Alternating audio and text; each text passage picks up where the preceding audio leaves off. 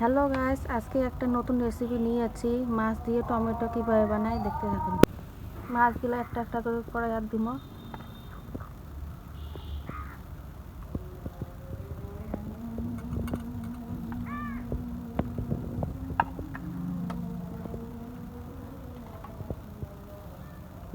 সবগুলো ধরে নিয়েছি। টমেটো দুটো এইভাবে কাটিয়ে নিয়েছি, এখন দিয়ে দেবো। দুটো পেঁয়াজ বাটি নিয়েছি, এখন দিয়ে দেবো। আদা বাটা 1.5 চামচ দিব। সরষের তেল দিয়ে দিব। পানি দিয়ে হবে না, ওই জন্য অল্প বেশি করে তেলটা দিল। হলদি গুঁড়ো 1 চামচ, ধনিয়া গুঁড়ো 1 চামচ, মরিচের গুঁড়ো অল্প বেশি করে দিব, ঝাল ঝাল জানি লাগে, ঝাল লাগলে অল্প ভালো লাগবে। লবণ 1 চামচ, এখানে অল্প চিনি দিয়ে দিব, টেস্টটা লাগবে অল্প। ভালো করে মাখিয়ে নিব মাছগুলো। এবার ভালো করে মাখিয়ে টাকি নিব, হয়ে গেছে। ঢাকনা দিয়ে ঢাকি রান্না বসে দিব। চুলের মধ্যে রান্না বসে দেবো।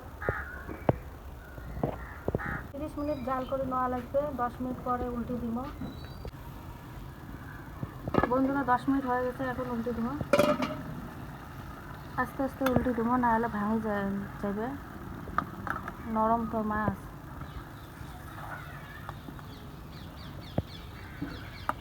ভালো করে উল্টে দিয়ে আরও 5-6 মিনিট জাল দিব।